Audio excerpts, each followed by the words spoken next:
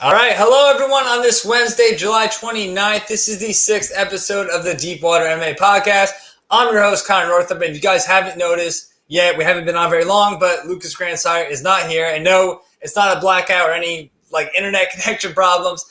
Lucas is actually moving back to the States, which I think he actually mentioned on the show 2 weeks ago. But he's coming from France back to North Carolina. So he's got some stuff he's taking care of. So I'm running partially solo today. We do have a guest, though, and that's MyMMANews own John Eric Poli. It's the first time in our show's short history that we've had someone from MyMMANews on besides me and Lucas. So welcome, John.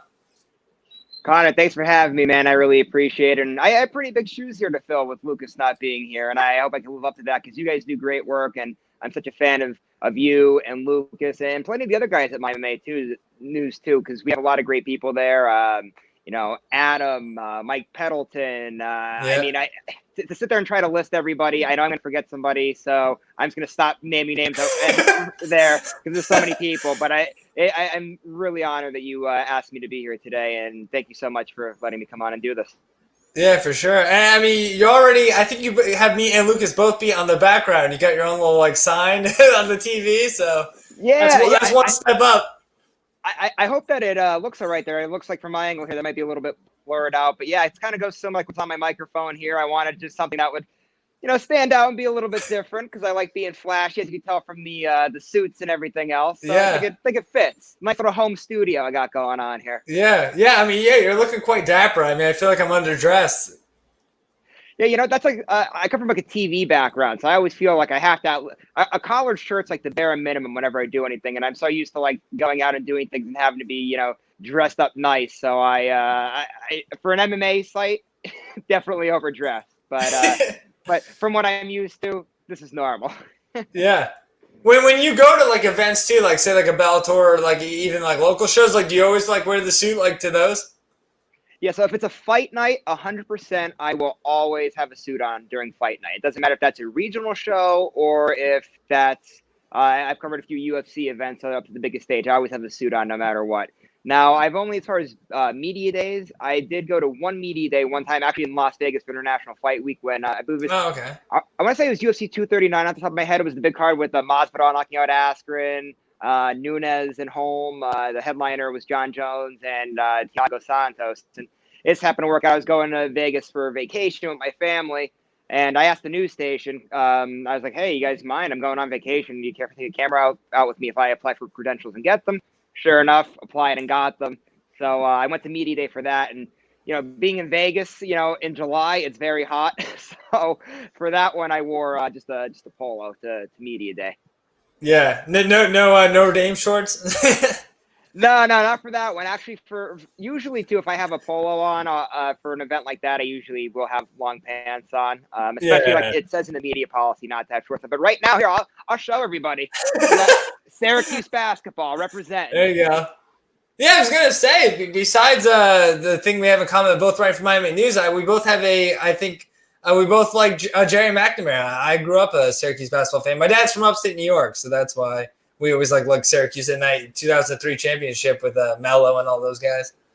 Yeah, so McNamara actually is from Scranton, which is I live in Pittston, Pennsylvania, which I always tell people Scranton, Wilkes-Barre, it's dead center of obviously between Scranton and Wilkes-Barre. And McNamara was from Scranton. Sounds like the big thing in our area. McNamara played for Scranton. There's bus trips to every single home game from the Scranton area, and wow. Since McNamara's left, when he was there, I don't think I missed watching a Syracuse basketball game ever. Now I know he's still there as an assistant coach. So I'm hoping that when Boeheim gives it up, McNamara gets the job. So he can get that. Not that I lack the Syracuse pride. Not during March Madness, I always hop on the Syracuse bandwagon. But I want to be. I miss watching Syracuse as much as I did, and I'd like to get to the Carrier Dome again one of these times. Have you ever been to the Carrier Dome? No, I have. I've seen it. And I've been to Syracuse stuff, but we never went for a game yet. Oh, so we've seen them away a bunch of times. We've seen them in different places, around here. They had a tournament down in Atlantic City one time. We went to that. So I've seen them play in MSG a few times. Oh, I want to go to MSG so bad. That's on my bucket list to cover an event there. Yeah. Yeah, and now that I went to Temple, I kind of lost my passion for Syracuse too because I started covering Temple. But my dad still roots for them. I think he roots for them over Temple sometimes. But But I get it. But yeah, I mean, obviously, we could talk college basketball all day, but there's a lot of stuff to get to as far as the MMA world. The first Fight Island series, it kind of came and went. Like, I mean, when you saw the first announcement of those 4 fights, I was just like, I can't believe it's over already. And then Bellator came back too this past Friday. Another UFC event this Saturday. Invicta, I think, is Thursday. LFA, the last of 4 cards, is on Friday. So no shortage of MMA in this pandemic.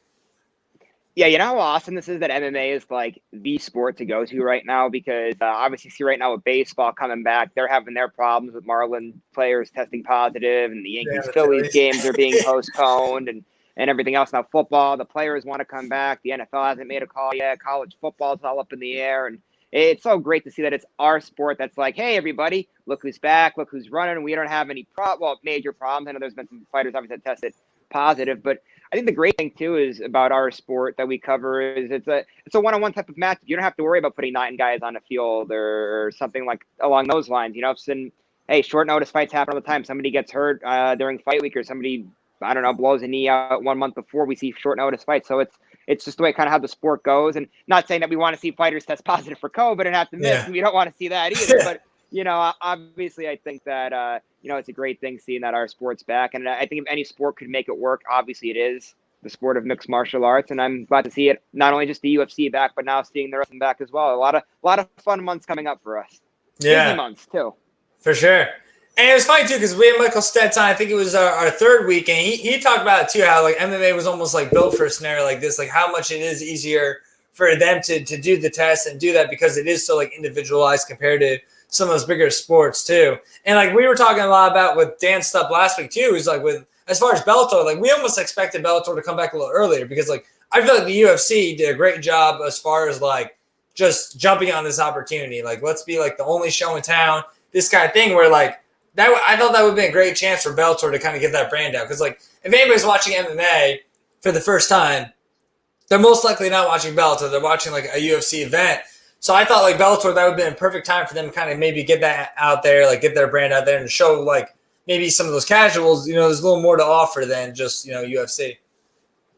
Yeah, no, I agree on that one. But I think obviously, in points of leadership too, I think it was a little bit different, because I know Dana White I was not one of these people. I was happy that Dana White was like, I don't care that coronavirus is going on. I get it. It's a serious thing, but we can put these fights on. Like when he tried going to that area in California, that they ended up things getting shut down. Disney didn't want it. Obviously Disney, owns ESPN and everything. Yeah.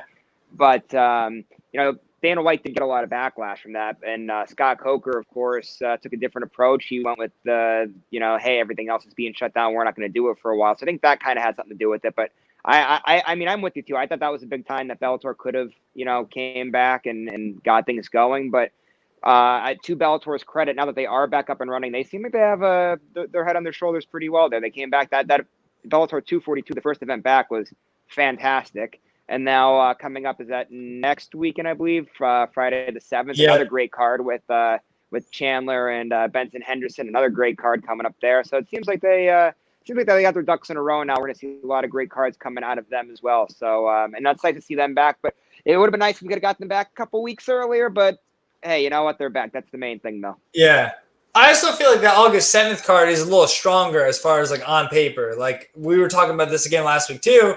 And just how, like, we thought maybe, like, if you were going to come back, just have, like, a bigger card. Because, like, I like that Sergio Pettis and Medeiros, like, headliner. Like, that was cool. But it's like, I don't know. I just thought, like, there was no title fights. I just thought they would come back maybe, like, with a little more, really put, like, a stamp on it. And, like, and again, like, I agree with, like, what you said as far as after the fact. Like, it was a great card. But just on paper, I thought it could have been, like, a little stronger going into Friday. Yeah, you know what? I'm on board with that too. I'm surprised they didn't come back with a title fight. Especially I'm not sure what Ryan Bader's story is. We have a 2-time, 2-champ there, and especially if you want to come back, I know because when they did come back, it was you could say a little bit on short notice. They only had about 4 or 5 weeks. Like hey, we're coming back, everybody. Here's our show. We're booking fights. But usually a lot of times when you do something like that, a heavyweight's the perfect person. They don't have to cut any weight. So again, I don't know what the stipulations are there. That could have possibly been an option. I believe what was the last card right before COVID hit? They were going to have wasn't Patricio Pitbull supposed to fight on that? Yes. I don't know what was going on there, but I thought they probably should have went with one of those two directions. But hey, it is what it is, and again, I'm just glad that they're back. Championship fight definitely would have been nice, but again, at least they're back. We'll get there. We're gonna get there with Bellator. Yeah, we We're gonna will. have some championship fights soon. Yeah. Like I thought Grand Prix. They have the Yeah, Grand sure. Prix going on too. They could have went to in that direction as too, but instead they went with the title elimination fight. And hey, you know what? I think it worked out well for them. So you know, tough button to call there, but anyway, like I said, just glad that they're back. Yeah. Like that's a good point too, because I didn't even think about that, but yeah, I thought that Pitbull fight like maybe would have came like for something like this too, because I remember I think it was one of the early interviews when this was kind of all happening, and Coker kind of said he's like, our plan is to just take the fights that like we're going to have and kind of just like rebook them. But I mean, obviously, like different fighters have different situations, so I'm sure that was probably a little easier said than done. But one thing I wanted to talk to you on was I saw you were doing like a lot of Bellator coverage, as far as leading up to the fights and post fight too, a lot of virtual stuff. So just like what was that like too, and kind of tell me about that experience. Yeah, well, first off, Bellator, they are absolutely rock stars. I had nothing but positive things to say about them as a organization. The way they treat the media, I think is fantastic. Not saying that other organizations don't, but I really like the way that Bellator goes about doing their business. So yeah, what Bellator did was they gave us, the opportunity to take part in that virtual media day, and it was awesome. It was a little bit different doing things through Zoom. And, it's funny because I didn't know like what to expect. Like, are we going to be getting one-on-one interviews with these people via Zoom? I had no idea what to expect going in there. So, my Twitter account and Instagram, I posted a photo of me like in a suit getting ready because I was thinking, we're going to be doing one-on-one face-to-face interviews. But no, it wasn't that way. You kind of just had like a big group thing. You got to raise your hand and ask a question. And, I mean, it went over really smooth. Again, like I said, Bellator, they definitely had since they've come back, they've had all their ducks in a row. And again, so much fun. All the fighters, great people. It was great seeing their, their responses of getting back into things and following the fight too. Just seeing everybody's pure emotion at their back and hearing everybody say that they want to get back in there and do it again quick after they missed this, past couple months. So again, Bellator's headed in the right direction. And that was a lot of fun. I'm looking forward to their event coming up in a couple weeks. I'm hoping to be able to do all that all over again. Yeah. Was the post-fight press conference, was that similar to the pre-fight? Like, was it the same thing? Like, everyone was kind of like in like a group chat and then you just like raise your hand? Yeah, that was exactly how it went down. So what happened was you had your Zoom link pulled up, and as soon as the fight was over, you got the notification like, hey, Aaron Pico will be available in a few minutes. You got to raise your hand. Pico made his way to the back room area there with the Bellator stuff behind him in the background, and yeah, they popped on air and they'd be like, hey, Connor Northrup, you're up. Your turn to ask the question. So and then after a while they would mute you. As you could tell, I like to talk, so I got muted a few times for asking too many questions. But hey, when the mic's yours, sometimes you just want to keep asking. What are you gonna do? Yeah. Hey, I mean, it's better to have, I guess, too many questions than not enough. Exactly. Well, a couple of times too was I might. I'm sure you've been. I'm assuming to some Bellator events and to probably some other events. Yeah. A lot of times how these things go down. Somebody from I don't know, maybe the bigger site, like an MMA junkie or a ESPN. A lot of times, like those people take over. They get the microphone first, and they get to ask the first questions. With this, you raise your hand. It was first come, first serve. Well, two of the fighters, I get to ask the first question, which was a first for me leading off the press conference. I was like, I'm just going to go with this until they, tell me I can't ask anymore. So.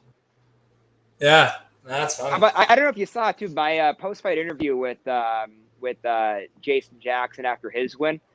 That was like it's like such like an awkward spot for me. I never had this as a reporter, but I asked him, I was like, "Oh, what was your what do you think of your performance?" And he was like, I did see that. And he was like, "You saw it, I didn't." And I was like, "Well, looks good to me. I mean, you were just in there." Well, I saw the thing too. He was like, "Are you talking about my fight?" Yeah, I'm not gonna lie. I kind of maybe butchered asking that question a little bit because I was a bit nervous being the first person up there because I wasn't expecting that to happen with him. But I asked him, like, how do you evaluate the performance and the breakdown of what just happened of my fight? Yeah, no, the next one. Like, yeah, of course you're a fight. It was a lot of fun though. Yeah. And just like as far as going that too, I mean, who would you say was like maybe that biggest winner from Friday night? Ooh, JJ Wilson, I was very impressed with. I know obviously he came with a strong grappling background, undefeated, young kid. I believe he's 20, 21 in that area there. 22, yeah. 22, yeah. Well, young kid compared to Yeah. Taiwan Claxton, who's, I believe, about 27, 28. And Claxton obviously had all the hype coming into it with that crazy knockout that they call him there, Claxton out of. And then I actually thought when me and Matthew Putterman for My MMA News, we did a breakdown of it. And I thought that Claxton would have had more ways to win. I thought he'd be the more polished fighter in the stand-up. And I thought his wrestling background would be too much. I know obviously JJ would have the jiu-jitsu to kind of, the clash of styles there. But I thought that I thought for sure Claxton, that was going to be a win for him. And I thought JJ really looked great in his performance. And outside of that, of course, you got to give the tip of the hat to Sergio Pettis as well, because Pettis with that win secured they said he's going to fight for the Bellator title fight in his next whenever his next outing is. So obviously whenever you win a title elimination fight, that's kind of a big deal. So those two guys I thought were the two big winners of the night in my opinion. Yeah. I actually talked to JJ before the fight, and I think I was one of the few people. I don't have any proof because I don't think I wrote it anywhere, so you can call me a liar. But I actually had JJ winning that fight. I thought it was going to be a submission, just because I knew that was Claxton's only loss, and I thought maybe he might overlook a guy like JJ too, because I know a lot of people were like, well, who has Wilson fought too? I thought that was a big part of it. But the only reason I was kind of leaning maybe away from that is just because it was a little bit controversial. I think a lot of people had Claxton winning that fight. I actually thought, and I'd like to get your take on this too. Did you think JJ won that fight afterwards? So I wasn't. What's the word I'm looking for? I wouldn't have been surprised either way, but I was a little more surprised that JJ got the nod there. Yeah, well, first off, Connor, I'm going to go back to the beginning where you said, call me a liar. I didn't write it down. You're a liar. So, no, I completely joking. Yeah, no, I actually I scored it 2-1 for Claxton. I thought I had it going 1-1 into that third and final round, and I thought that Claxton did the majority of the work in that last round. Now I know when he kind of went that that takedown attempt, and then JJ kind of was going for the triangle there, and that was close. And don't get me wrong, that was a huge moment in that round, but I still thought, looking at it on a 5-round must system, I thought that Claxton actually did a little bit more. But it wasn't not I'm not calling robbery here that Claxton lost. It was a very, very good fight, and it's one of those ones. Maybe we'll see that one, see those two run it back somewhere down the line, because him or those two guys, as well as Aaron Pico too, we got to look at a lot of great future stars there, and not only the Bellator promotion, but possibly in the whole sport of mixed martial arts. Who knows where their careers will take them? But there are a lot of young talent over there in Bellator. That's exciting to see those guys come up through the ranks. Yeah. For me, the biggest winner I thought was Jason Jackson. Just the fact that I don't think a lot of people were expecting him to go in there and compete the way he did. Jordan Maine, he's a guy that came up from UFC, but it wasn't like this guy wasn't doing well in the UFC. He was coming off 2 wins inside the octagon. I thought he kind of had almost because when you look at these fights, you can almost see where different promotions will go with these guys. They're setting them up, and I thought this was a perfect thing for Jordan Maine to come in here, beat a decent guy like Jason Jackson, who's he's Ultimate Fighter. People know him from Contender Series, so it would have been easily for Bellator to sell Jordan Maine after this. And when I talked to Jackson before the fight, that's a lot of what he talked about. He's like, I feel like I'm being disrespected. He's like, Bellator's not giving me the respect that they're giving a Jordan Maine. He's like, I feel like he's the favorite, and everyone's treating him as such. So I think he kind of almost maybe took that to heart and showed us too. And that was another thing too. I was like, if Jason, I didn't think he'd win that fight, but I was like, if he does, I didn't think it was going to be the way he did. I thought he was pretty dominant. Yeah, so the one interesting thing though with that fight, that I actually, when me and Matthew Putterman did our breakdown of it, I actually agreed. Matthew, he went first, and he actually picked Jackson to win by unanimous decision. And I wrote his coattails on that. And the only reason why I did that, the main fact of if you look at several Bellator fighters, to think of off the top of my head is kind of hard. But if you want to go back, I'm sure you can find several examples. A lot of times when the people from the UFC come over to Bellator, that first fight inside of the Bellator cage doesn't really go as planned. Gregor Masasi, one just popped in my head. I know his first fight in Bellator was, nothing but pretty for as dominant as, he went on to be and be a champion there. I know he's working to get back his title that he just recently lost. But yeah, a lot of times there are fights inside the Bellator cage the first time don't go down as well. And not to mention that Mian also was coming off, was it a 2-year layoff after having 2 different knee surgeries? So there was a lot of question marks with that one, which is why I, went and leaned towards Jackson in that one, because I mean, 2 years out of any type of fighting is a long time. And with the exception of Dominic Cruz, who says ring rust doesn't exist, most fighters will tell you that yes, it does. So that's the reason why I actually thought Jackson would have done it. But he did feel disrespected. As you said, you could just tell when we spoke to him at media day, there was like the passion and the you know what I mean, behind his voice there. He was really, you could tell, pissed in a way, and he wanted to go out there and make a statement, and he did it. So kudos to him, and maybe we'll see him and Ed Ruth run that one back, because that was obviously a close fight between those two guys. Yeah, for sure. And one of the reasons why we do this show is just because we want to talk to, like, not just about MMA, but MMA media, and like we feel like that's something that maybe like a lot of people don't talk about all the time. And with you too, like when you watch your interviews, I feel like, and I mean, like you sound like a news anchor, like even like just now, like you're holding the mic, like you look like a news anchor. Like, so just tell us a little about like your media background. Yeah, so funny here. I always wanted to do it since I was, I don't know, I want to say somewhere around like 4th grade, I want to say.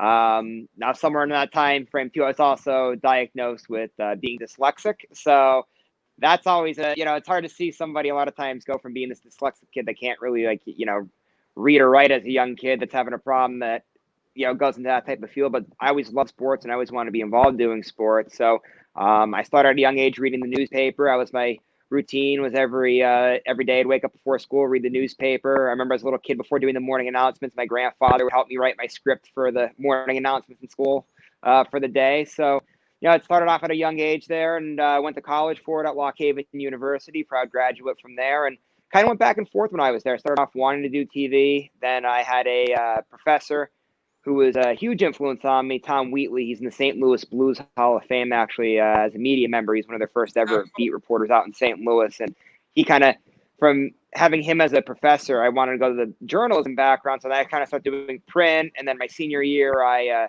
job shadowed with one of the local stations here with Charlotte McBride, who's a fantastic reporter. She's now in Washington, D.C. doing sports there. And when I job shadowed her, I'm like, I want to do TV. So I graduated then from Lock Haven. I got a job in my hometown area of Scranton, Wilkes-Barre, with the independent station with WYLN is the station there. And I briefly worked there as a part-time sports reporter and anchor. And then unfortunately, there were layoffs there from a financial standpoint. Being that I was part-time, I was laid off. And then SSP TV, the spot that I'm now right now, I'm currently laid off due to the COVID pandemic, which a lot of people are too. But I interned with them actually right when I finished college. I was having a rough time getting a job at first, so I interned there, so I knew them very well.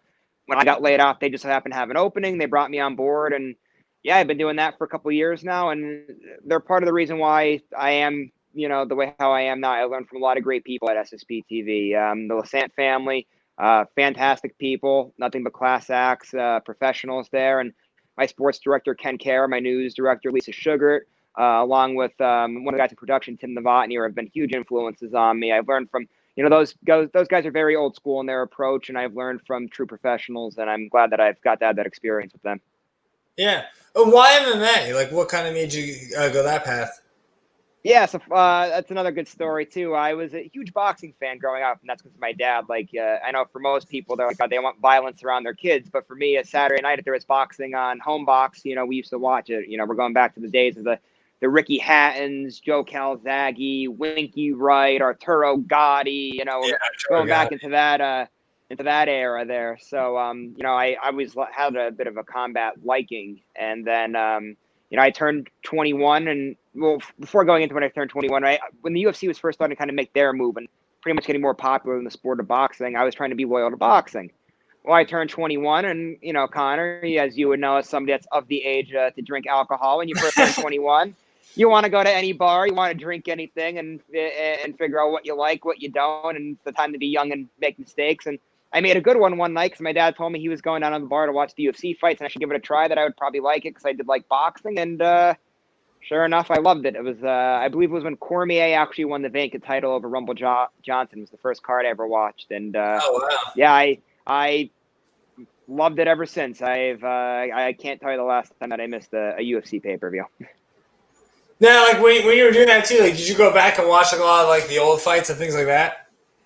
Some of them, not all of them. There's sometimes where I feel like a little bit dated, like when people get into the Chuck Liddell and Tito Ortiz. Obviously, I'm familiar with those guys. They're legends of the sports. I know that obviously they're former champions and whatnot, but that whole era, unfortunately, I've did not get to see and miss. And I do kick myself that I didn't get to witness it, but maybe there will be a time that I'll go back and run through all of those old ones. But I pretty much kind of been a new guy and kind of just ran with the whole new stuff. Now there have been times like if I look at somebody's fight, I'm like, oh, I know when do they fight? And if it's an older UFC fight, and I know that they have a fight coming up, if I want to do some prep work or whatnot, I'll go back and like run that one back. But the legendary era, not too much. Yeah, I call it like the very tail end of that like era. Like Chuck Liddell was kind of on his way out. Like I remember like Rich Franklin, Randy Couture, like all those guys were like, and they were on the decline. The safest way to say it. But then like for you too, I mean, obviously like you come from like almost like a news anchor background. Like you always want to do sports. Like what are you kind of like hoping to do? Like is MMA like that route that like you're kind of chasing after, or are you interested in other things too, like a basketball, football, that kind of stuff? No, man, it's all MMA. To be honest with you, this COVID thing kind of has things obviously screwed up at the moment. But I've been looking into possibilities now that I'm laid off. Like I've been looking at Las Vegas news markets just to be out there in Vegas where the fights are happening all the time, to be centered around things. But this is what I want. I want to be surrounded by this sport as much as I possibly can, and hopefully Connor will be in a good spot here where. The sport's probably the biggest it's ever been, but hopefully it becomes a mainstream sport within the next 5-10 years. And then we'll be, right now there's not a lot of guys in our shoes that are full-time covering it, but maybe there'll be that opening force because the sport will be so mainstream one day. So, we'll just have to, good luck obviously your career too, where they'll have to keep plugging away and hopefully we'll be co-workers one day with somebody big time. Yeah. Like I was thinking like yesterday too, I was like, I almost consider like you and Adam and like Eric, like I feel like we're like the night shift, like as far as like fight coverage goes, because it's always like the same group. Bob too. Bob will step in. He covers like some of the local guys too. But I was like, I always like call us like the night crew. I feel like. Yeah, man, we've been busy the last couple months. We've really been hammering away and knocking out the park, and I hope people have been noticing. From what my understanding is that MyMMA News is on the rise. But Eric had the post up, but we're a top 10, considered a top 10 MMA organization now, and we're killing it with the interviews. We're killing it with the fight night coverage, and hopefully it just continues to keep getting better and better because I think we have a great staff here, and I really enjoy working with all of you guys. Yeah. Yeah, I can't talk too much about as far as the fight night coverage because I think I missed maybe the last 3. So it was all Saturdays. There was that one Wednesday one that was like I was able to do that one, the Cater Dan Ige fight, but I'll be back this weekend. But like another thing I want to talk to you about is just as far as like the fights in general too. Like I mean, like I kind of said at the top of the show, I'm almost like shocked that Fight Island kind of came and went as fast as it did. Obviously, it will be back. But just that first series, it was something that we like were talking about for so long, and I felt like it just like went by so quick. Yeah, I hope this is something that never goes away. Obviously, at some point in our lifetime, COVID's not going to be a concern, and we'll go back to having arenas and everything. But like, I almost want to say, imagine like the Pro Bowl, for example, in football. When that goes to Hawaii, like that's a big opportunity for the players to take their families on vacation, kind of make a trip of it. Now, obviously, they'll be going there to fight; it'll be serious business. But you can just tell like.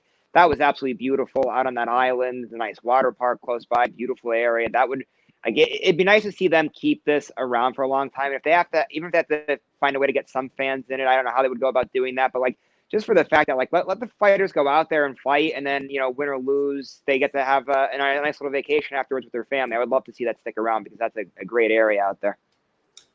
Yeah, for sure. A little hot, but besides that, oh yeah, no. Yeah. But, one of the biggest takeaways, too, and unfortunately, there was a lot of good things that I felt like happened on that 15-fight card, which I also thought that went, like, kind of fast compared, like, considering it was 15 fights. But a big talking point from that was everyone's talking about Dan Hardy. They're talking about his criticism of Herb Dean from the Francisco Trinaldo stoppage over Jai Herbert. It was I think it was third round TKO, but I mean, really probably should have been a knockout. But what's your take on that? Did Dan Hardy go too far with his criticism? Because he said what he wanted to say on the broadcast, But then, the video and pictures kind of surfaced of him kind of yelling at Herb Dean. I know they kind of shared a few words afterwards. But did you think he went too far with his criticism? Yeah, so obviously this is a unique take here too, because we're obviously in a spot as journalists where people look up to us and look up to our opinions and everything, which I appreciate. But truth of the matter is, I never fought in the UFC. I know you have a bit of a jiu-jitsu background, but obviously, same thing. We're not the ones that have ever been out there doing it. So for someone like Dan Hardy, who has fought, who has been in there, who knows the repercussions of maybe being hit late, being knocked out, the feelings that that a fighter would have when they're inside there. I think coming from him, he has a justified spot on it. A little surprised that he did it the way how he did. That's kind of ways to do everything. I know Dan Hardy obviously is very big in the media world of things. I'm surprised he didn't go out on like a podcast or something along those lines to kind of do his point there. Doing it right there inside of the octagon was a little crazy. But he was looking out for the fighter's safety. And again, obviously there's two sides to every story. Herb Dean thinks that he was doing the right thing, but again, if Dan Hardy's the person that's justified to go ahead and do something like that. So I'm personally okay that Dan Hardy went and did that. Now, if it was somebody, again, like one of us that was going over the cage after Herb Dean, we probably should, get a smack over the head for it. Yeah. Like, I agree with you to a certain extent, but, the way I saw it was I agree with, what Dan Hardy said. Like, I totally get, what he's saying, and I thought, use your time as, a broadcaster, say that. I thought it was, a little, almost, inappropriate, I guess, the fact that he waited for Herb Dean to come out and start yelling at him. I just didn't think that was necessary. And just from watching how some of the media covered it too, I felt almost that became the talking point. So the whole reason why we're having this argument is because the fight should have been stopped early. I felt that almost got a little masked just because of the way he did it. Where at that point I'm it almost seems I don't know, just too much. I think he went slightly too far. I thought he could have said it on the broadcast. Listening to that broadcast, you could obviously hear he was upset with it. He made his point. And I guess is kind of combat with what you said, but Joe Rogan, obviously he's never been in the cage, but we've seen him do this a lot of times too, where he'll say a terrible stoppage, gets the point off, everyone knows the ref made a mistake, and that's it. Yeah, no, that's the thing. I mean, being a referee is almost a thankless job because we've seen Herb Dean go out there time and time again and do a fantastic job. And it's unfortunate, whenever it's always the bad stuff that people always remember. But yeah, no, it doesn't take a rocket scientist a lot of times to figure out when's a good stoppage, when's a bad stoppage. In Herb's defense on this one, and I'm not taking sides on it because I do get both sides of it, but so when the shot landed, I did think that he moved in a fairly, quick way because the guy when he hit, his head was kind of still up, and it appeared that I couldn't physically see what his eyeballs were but it seemed like his eyes were at least open. Now they could have been rolled back. I'm not really sure, but I mean, he only threw another shot or two before he jumped in there. So again, I see both sides of it, but the biggest thing I think is pretty much a use of the Dan Hardy probably didn't have to be waiting for him to get out of the octagon to yell at him or anything like that. But again, being a referee is a thankless job, and especially for somebody like Herb, that's one of the best in the business. I mean, can we cut him some slack just one time? I mean, the guy that no one's raising his hand when he does it right, which is almost always. Yeah.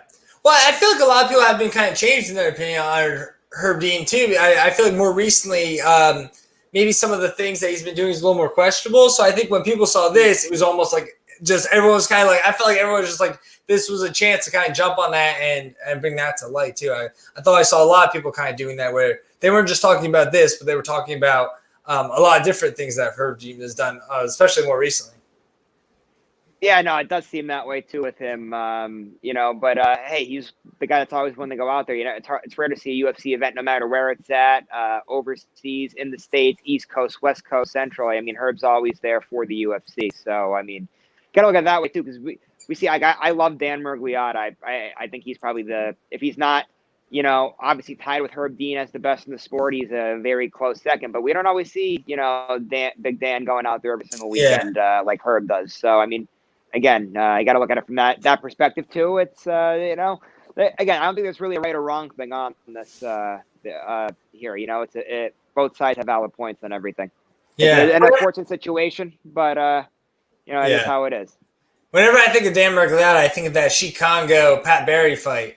Because that was like insane. Like Chikongo was like against the cage the whole time, was like feet were coming out from under him, and then he just lands that hook and puts Pat Barry out cold. And fun fact too about Dan Mergliotta, actually, I wrestled his son in high school. No kidding. Did you really? Yeah. I met Dan at the first event I ever covered was actually a Bellator event, and I went up to him and spoke to him. He was a great guy. He was a really nice guy. And obviously, you wrestled his son. Did you beat his son? Did you win? I mean, I don't want to brag, but yes, I did. You did well. I hope he was nice to you after you just out wrestled his son. Yeah. Well, actually, at that time, Kurt Pellegrino was my wrestling coach, so they kind of had like a little fun thing going that whole day. That's hilarious. And how about Kurt, too? We'll give him a shout out, too. He's a rock star, isn't he? He's awesome. I love that guy. Yeah, no, Kurt's a good guy.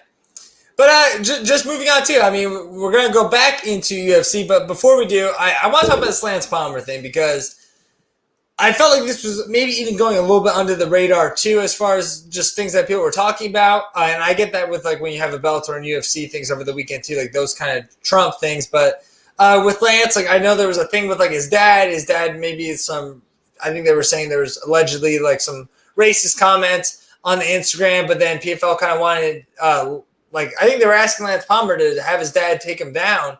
From what I understand, correct me if I'm wrong, but I know Lance Palmer kind of asked to be released, and I mean that's obviously the big story here because I think he's one of two guys to ever win back-to-back PFL.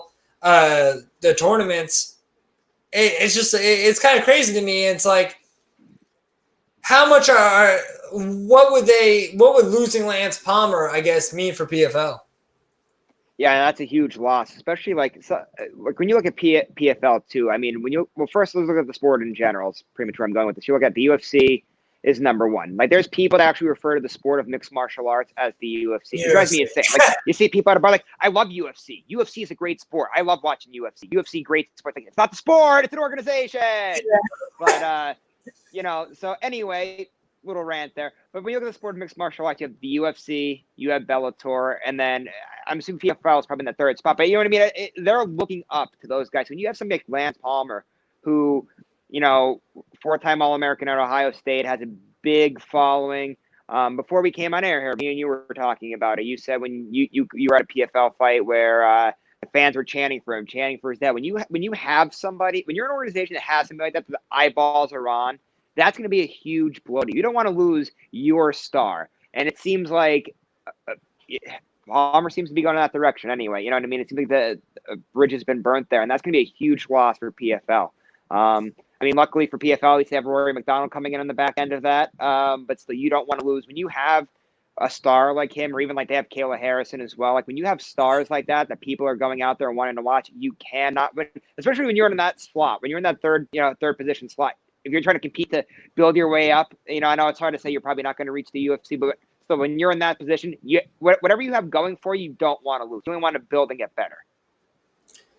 Yeah, because that's the thing. Like, I don't think anybody ever thinks like they'll compete, like they'll be at the same level as the UFC. But like you said, like they got to hold on to these guys that are, and we saw it with like Bellator too. Even like in the earlier days too, they were able to like keep a guy like Michael Chandler and things like that. They also struggled to keep other guys too, like Eddie Alvarez too, and things like that. But yeah, no, I think that's I think it's a massive blow. I mean, when I think of PFL, I mean, I also think of Nate Schultz, I guess, because I think he won it twice too as a lightweight. But even then, it's like you compare Schultz to Palmer. I mean, Palmer's definitely the bigger name, and also too, he was like Team Alpha Male guy.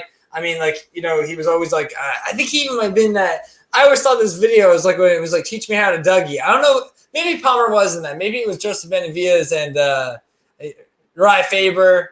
And who was the other one? Chad Mendez, maybe. But I don't know. I always thought of Team Alpha Male like as one, and like Palmer was always one of those guys that like even before he was in PFL too. Like I knew he was a guy coming up just because you associate with those guys, especially like back then too. It's like Chad Mendez was top of the division, Benavidez, Faber. So I mean, Team Alpha Male I feel like has maybe sizzled down a little bit, but Palmer's one of those guys that I just always held in a high regard. So I think when you lose a guy like that. Or the guy, I mean, he's not gone yet. Like, I want to make that clear. But it seems like it's headed that direction.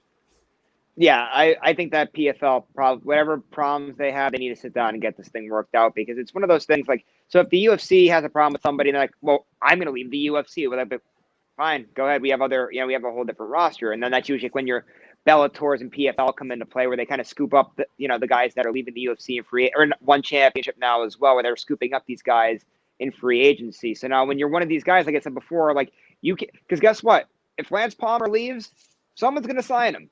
The UFC, like stars like that, they would gladly sign him. Bellator, for sure. They're going to throw money. Bellator would jump all over that, yeah. Oh, God, because one's spending money on guys, too, that have big names in free agency. He's not going to be a free agent for long if you let him go. So I think it's great that, or I should say that it would be a great thing to do if these guys sit down and come to an agreement. Because especially on a topic like this, I get PFL's, point of view where, you're the organization. You don't want to look at your racist organization with somebody coming out and making now, again, the thing is, we can't even see these comments because apparently his father's Instagram is private.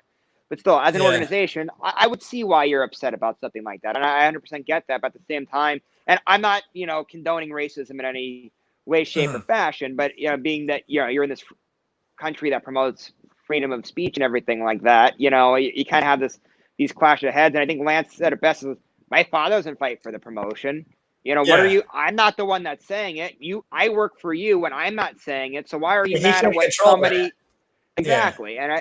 And I think that you have to sit down and rationalize it that way. There's no reason for these guys to be, or for PFL and him to be going back and forth over something that his father does. You know what I mean? Yeah. It's not him that's out there, making the black eye for himself.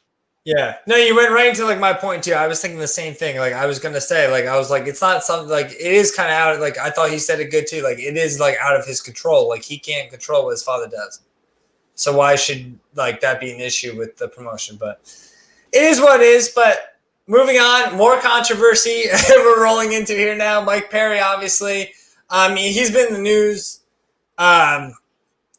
Recently, just on his own, obviously everyone was talking about the Mickey Gall fight and how his girlfriend cornered him, but then after that, it was like 2 weeks after in Texas, he punched a guy at a restaurant, and then and now there's this new thing kind of opens up too, and I was kind of shocked like when I saw this because I saw that his ex-wife had posted this picture of them, but then kind of had this thing that she didn't want to be silent anymore. And I think there is a lot of, and I want to be careful when we talk about this because I think there are some, I mean, everything is, I guess, it's alleged at this point because there is no exact proof of anything. I mean, we know what Perry's done in the past, but we already know, like, the first thing that really popped in my mind after this was when he had punched the guy at the restaurant. The UFC said, listen, we don't want him fighting again until we get this figured out.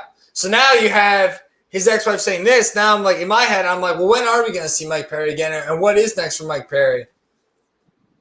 Yeah. So, well, first and foremost, let's, whenever I say this, I just want to be clear that I'm not a supporter of domestic violence. I think it's absolutely wrong. And I don't think that any man should ever treat a woman that way.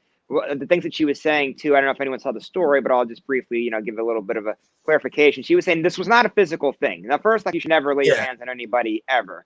But she was saying this was mental, and mental abuse is a real thing too. I mean, you look at people like if you and your spouse or even whoever it is, if you're having this clash of heads and you're arguing, you're saying hurtful and rude things, it ruins your psyche. And mental strength is, just as important as anything else. So I just want to make that clear that I don't condone any of that. And I don't think anyone should ever be doing that. And I'm not saying that Mike Perry, that he did that, but I'm just want to be clear that there's two sides to this thing. So if we take what she's saying at face value, I mean, Mike Perry should not, act that way and treat people that way. And he probably would have a problem. But unfortunately, when you look at this, and again, this is why I'm glad, right? When I talked about before, we're learning from my news director and sports director from the old school styles of journalism. A lot of times with media nowadays, this is a problem where we don't, I don't want to say that media is being unfair, but we jumped the gun too quick and everything's about getting clicks and everything along those types of lines.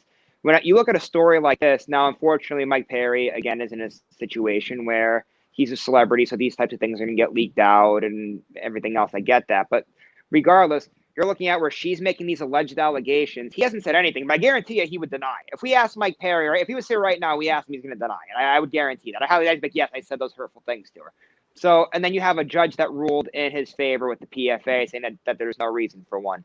So, you know, I think when you look at that, you have to be fair to Mike Perry, and I really don't think we should be jumping down his throat at the moment with any of that. And I know I see you nodding. Do you want to say something on this before I start diving more into Mike Perry? I have a lot to talk about with Mike Perry. I do have one other point I want to get to with that whole video, but I'll let you. Do you agree what I'm saying? Or do you have anything you want to add to like the points I just made?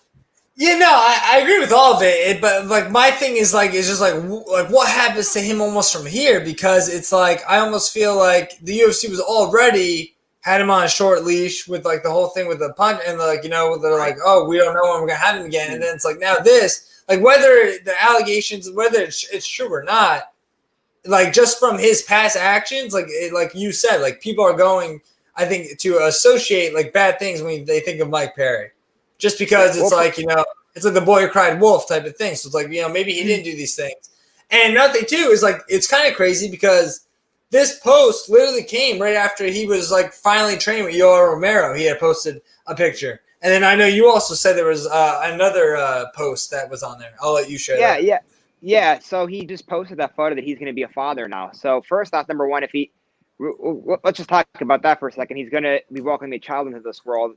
Let allegations aside, whether he did those or not, the video of him punching somebody is not that was not okay. The way how he acted inside that restaurant, and you know, that I really think that he might need some type of help. God bless him. You know, that doesn't mean anything bad, but there's something off. So I guess let's dive into this video. I know you asked, where do we see Mike Perry going from here? And I think it has to. We'll start with this video here. So the way he acted, people don't act that way when you go out in public. I mean, I don't know, like, where we want. I've been this whole entire time that we've been doing this, I've been trying to, like, look at both sides, be objective to everything. But this is something, he's wrong here. Like, that was bad. Very, very bad.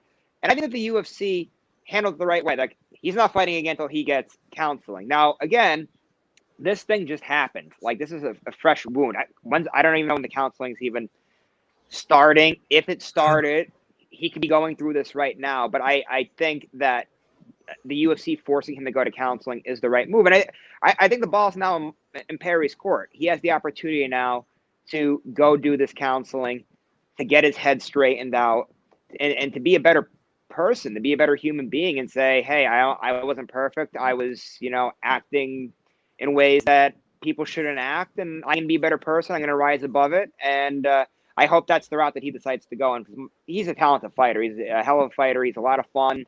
He's funny, you know, a fan favorite. And I think the UFC made the right call by forcing him to go to counseling. And I hope this counseling works, because Mike Perry's now in a situation where he's going to be welcoming a child into the world. And I want to see him be a great father and be a great role model. And hopefully his little boy, because he announced he was having a boy, I hope his boy's going to follow in his footsteps and be just as entertaining as a fighter and entertain all of us just like his father did. Yeah. Now, I didn't see enough, so I'll ask you. I'm not sure if you have the answer either. But has he said anything as far as like on her allegations or anything? Has he commented at all? I find it hard that Mike Perry is like being quiet about something. Yeah, you know what? I haven't seen anything yet. And again, the timing of all this is just crazy, because I believe, if I have my timeline correct here, and I'm pretty sure I do, she made the statement, I believe it was 2 days ago, and then it was yesterday or sometime last night that he announced that he was going to be a father. So I think when he's getting ready to do his whole gender reveal thing, may have been on the forefront of his mind over these alleged allegations. So I know, like you said, you would think he has something to say, but I don't know if counseling has started yet either. I would imagine if he's going through counseling to fix himself, that they would probably advise him. I don't know. I shouldn't say that I know, but I would imagine that somebody in their situation, like, you know what, you're becoming a better person. Let's not worry about this right now. That can get taken care of on its own. Whatever legal things have to go on there, but maybe you should just not, you know, touch that one with a 10-foot pole for the time being. Yeah. Yeah, he doesn't seem like someone who's advised too often or takes other people's advice. Well, yeah, and I think that's why the UFC wanted to go into counseling. I mean, even before this whole entire thing with him punching people in the face, that like look at that interview with Darren Till, where he was talking. Yeah. I mean, he was using gay slurs and saying a lot of Talking negative about things. mom and everything. Yeah. Yeah, exactly. And it's like one of those things where, just look at the world around us today. First off, number one, you should be making those types of comments anyway. It's one thing too, like, okay, I'm out at a bar with my guy friends and we're fooling around and, somebody's being an asshole and videotapes me, when I was hanging out with my friends. Like, I feel bad for those types of people. Not condoning that you should be acting that way anyway, but still, like, when you're somebody in their situation like that, especially when you're going to do an interview, you can't say stuff like that. It's the world that we live in now, and there's really like no excuse for. I mean, I almost want to give him credit for saying that he's being himself, but like, I mean, come on, you have to be wise in that. You have to make smart decisions, and obviously, Mike Perry the last couple of months has been nothing but one bad decision after another. And again, I hope this counseling works because he's starting to, I want to say, spiral out of control, but it's getting pretty bad with Mike Perry. Yeah. All right. Well, I mean, we're running pretty deep here, I guess, but there are a couple things. Well, maybe we'll try to make these like speed rounds. But Kazmat Chimaev, obviously he stole a lot. I thought a lot of the shine, not just from Saturday night, but really Fight Island in general. I thought one of the big talking points. But now he's already saying, and we saw Dana White's obviously behind this guy. He had talked to ESPN and said that he's going to grant him that fight in August. So, I mean, we could be seeing Chimaev 3 times in a month span. But are they pushing a guy like this too fast? Yes and no, and I'll try to be quick with this. I think the UFC, I think, has done an overall fairly good job of, not rushing people too far into things. Like, look at Sean O'Malley. People probably want to make a case for Sean O'Malley right now. They can fight for a UFC World Championship, and he's not even, he's probably, I bet you, about 2-3 fights away from that. So I think the UFC is not rushing him as far as, like, they're not giving him a ranked opponent, right? Just yet. But as far as like fighting this many times in a row, I mean, that's brutal. I think he hasn't been cutting weight for all of it, but still, like, your body can only take so much. I know he's getting in and out of there fast, but at somewhere I think they might want to pump the brakes on that and not burn this kid out.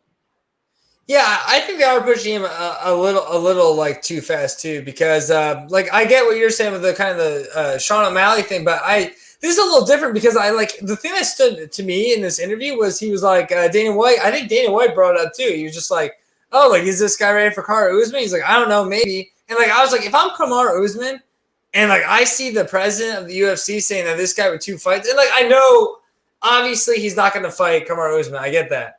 But the fact that you're even putting him in that conversation with a guy like Kamaru Usman, like I like if I'm Kamaru Usman, I'd be like kind of offended. Just to be like, this guy like came in, because if you look at Chimaev too, and that's why I think they might be rushing him a little bit. He hasn't fought like a welterweight yet. He fought a middleweight in John Phillips, and Reese McKee, he's actually considered like a natural lightweight. So he hasn't really even fought anyone like naturally in his division yet. Yeah, no, I agree on all that. He's definitely nowhere near ready for any of those guys. And like I said, the UFC is usually pretty smart with doing all this. I know Dana White said that, and maybe he's kicking himself in the ass for saying it. I'm not really sure, but that's the big thing here is you don't rush him into something that's going to be too big for him. Because we've seen Bellator make that mistake before, like with Aaron Pico and stuff, where you've gotten guys that you jumped ahead of yourselves a little bit. The guy's new in the organization. He's making a great splash. If you're going to let him fight again in August, great. Let him fight again in August. If he is to be victorious there, like, pump the brakes back a little bit. Let him wait until, I don't know, maybe October, November. Give him a step up. Then he wins that one. He wants to get back in there in 2 or 3 months. Give him another step up. But yeah, I think they have to kind of have like a blueprint laid out for him, and I hope that they have one. Yeah. Like I think a guy like maybe like right outside that top 15, or maybe like that top 15, 14 spot, like that would make sense to me. Like that I could see, especially like, because let's be honest too, like obviously he has the 2 wins, but like there's a lot of hype around him. So I do get that. So I feel like he maybe could jump the line a little bit just because of that. But like I said, like I feel like somebody maybe in that right outside top 15, maybe top 15, top 14, that I'd be okay with. Like I think that makes sense. I was going to say, it depends how far you want to go. It's like if you give him somebody right outside, let's use, Mickey Gall will use as an example. Mickey's a tough night out, and you have somebody like him who wants to go out and wrestle the whole time. Well, Mickey could go out and Mickey will welcome that. Hey, you want to clinch with me? Bring it on. We'll do it. And you might see right there that he might be biting off way more than he can chew. You know, you might be able to, or maybe he goes through Mickey and rips right through him. But again, do we want to push him in that direction quick? Do we want to give him let him get another win or two under his belt, then say, okay, we'll give you somebody outside of the top 15, then you win that one, we'll give you a ranked opponent, maybe have like something where maybe you have 5 fights that if he goes in the next 5, he fights for a belt or something like that. But I don't know if you want to give him somebody even that in that situation just quite yet. Maybe let him get another win or two and then start giving him the ranked or just about ranked guys there. Yeah, because there's 2 things that the guys he fought both had in common. Their takedown defense, isn't anything outstanding. So, and we saw he obviously likes to kind of just do that, almost like a lot of people are comparing him to Khabib, just with that kind of that control that he has from the top position. But moving on to the final thing here too, and a good segue because I just mentioned Khabib, but I actually didn't do that on purpose either. But Khabib Nurmagomedov, Justin Gaethje. I mean, I think everyone knew that was going to be the fight. I was a little shocked that it was in October, just with everything that's going on with Khabib. Obviously, his father, condolences to that. But were you surprised by like October?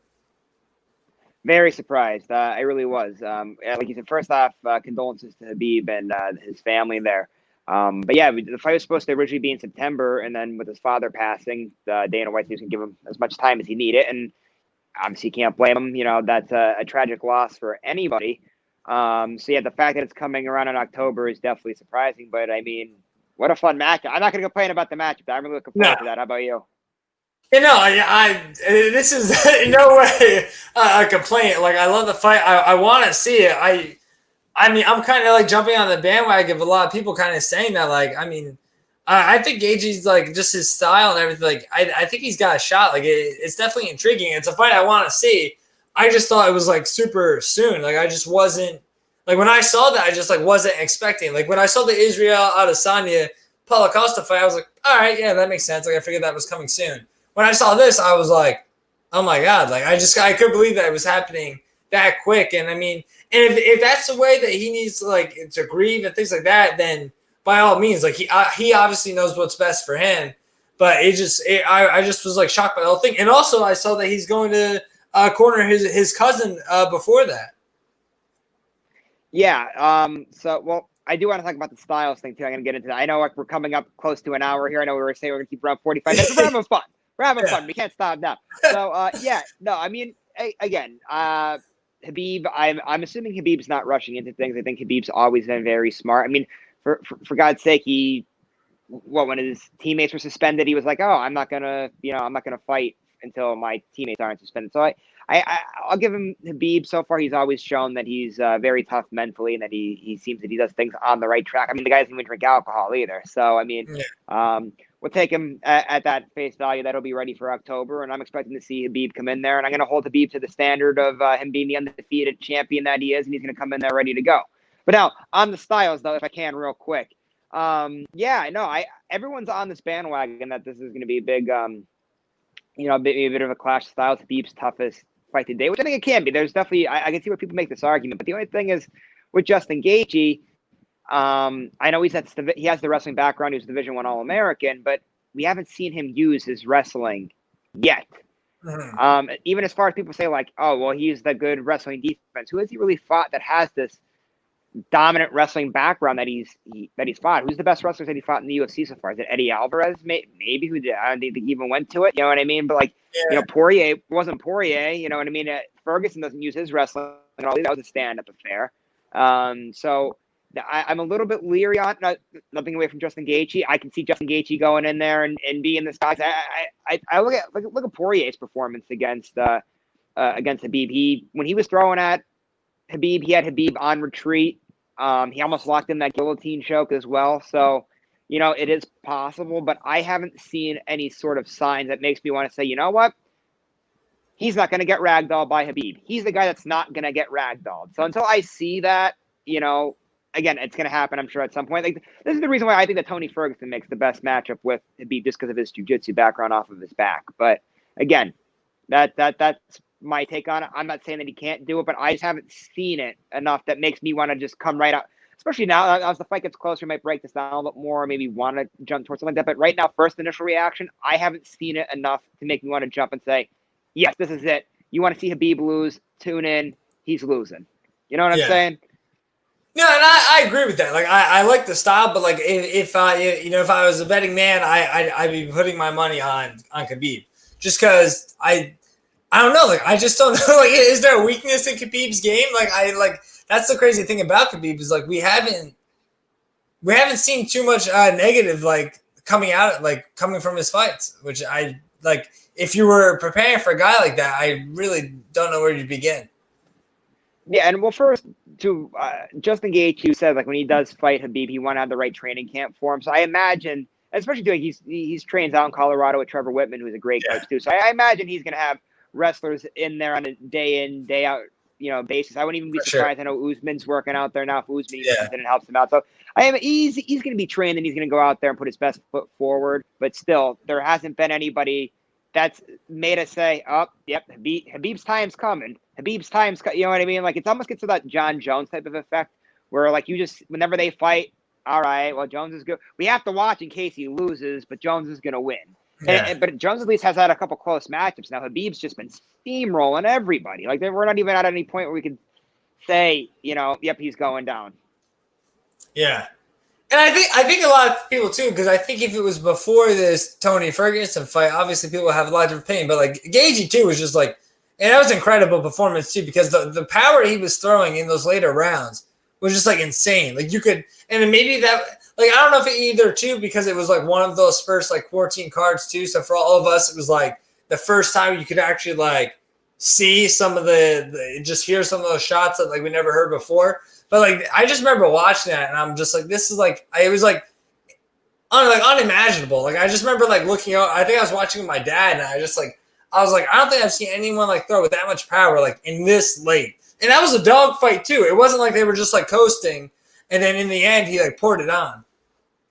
Yeah, well, I think you have to give credit to Gaethje too because he's really evolved as a fighter since joining the UFC. Because when he first came in, he was just this I'm going to go out there, all gas, no break, and go at it. And you saw with Eddie Alvarez, even though he was hurt, he was still able to absorb his shots and go the distance with them. I think he finished them off at some point in there. Same thing with Dustin Poirier, I believe it was with the fourth round, the same thing though, but he was all gas, no breaks. Since then, he's been fighting calm, patient, calculated. And when he fights like that, oh my God, is he dangerous. The way he ripped through Cowboy, the way he just went through Tony Ferguson. When he fights calm and collected like he's a whole different fighter. And you got to give the credit to Justin Gaethje there for evolving the way how he's evolved.